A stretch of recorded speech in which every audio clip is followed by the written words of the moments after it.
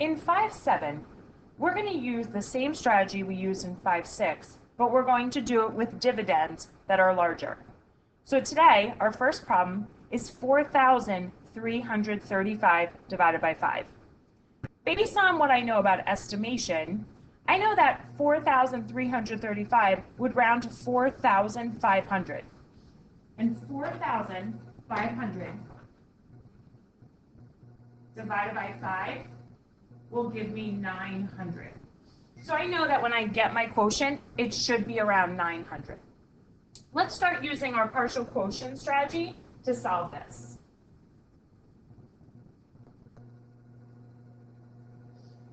So I want to get as close to 4,335 as I can. And if I'm thinking I'm dividing that into 5 groups, how many can I put in each group? Well, let's start with 800, because I know 800 times 5 will give me 4,000, and that's pretty close.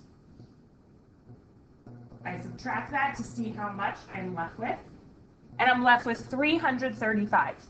So again, using my 5 facts, I know that 60 times 5 is 300. So I'm going to use 60, thinking about 60 in each group. Let's see how much I have left. I have 35. So I know if I have 5 groups and I'm dividing 35 into those 5 groups, I would put 7 in each group. And I also know that I would not have a remainder because 7 times 5 equals 35. Therefore, my answer to this division problem, if I add these numbers up, is 867 with no remainder. I can check that with multiplication. 867 times 5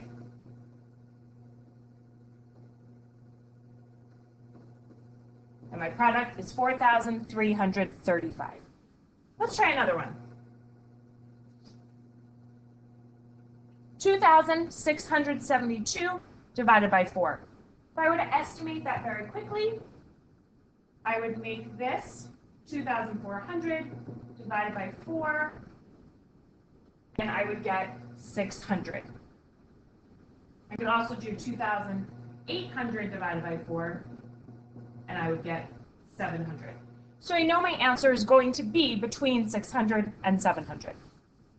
So if I have 2,672 things, and I'm dividing them into 4 groups, I can start off by putting 500 in each group. Because I know that 500 times 4 equals 2,000. And that's very close to 2,672. So now I'm only 672 away, or if I have 672 things and I group them into 4 groups, I know that I can do 100 in each group. That would give me 400, because 100 times 4 equals 400. And that's an easy one to do. If I subtract, I get 272. Thinking about my 4 facts, I know that 60 times 4 equals 240. So I'll put my 60 up here. And I get 32. And I know that 4 times 8, 8 times 4 equals 32. So I won't have a remainder. Put my 8 up here and add those. And I'll subtract my 32 to show I have no remainder. And my quotient to this problem is 668. To check it,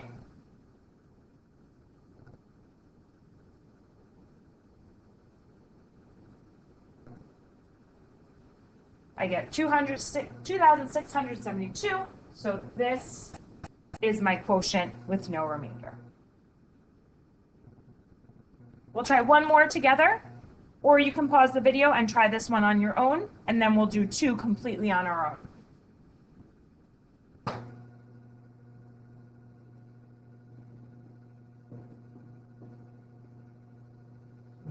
600 up here. I'm going to line up my place values. Subtract. Now I know I can do 30 times 3. That's going to give me 90. And I know 18 divided by 3 was 6.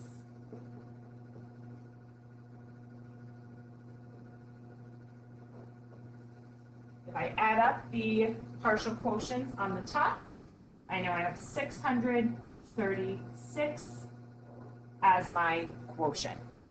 Okay, pause the video, write these 2 problems down, solve them in your notebook, and then replay the video to check your work.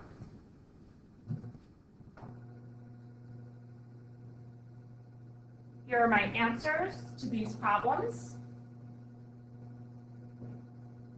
The first quotient is 1,878. Even if you didn't get the same partial quotients on top, your answer should be the same.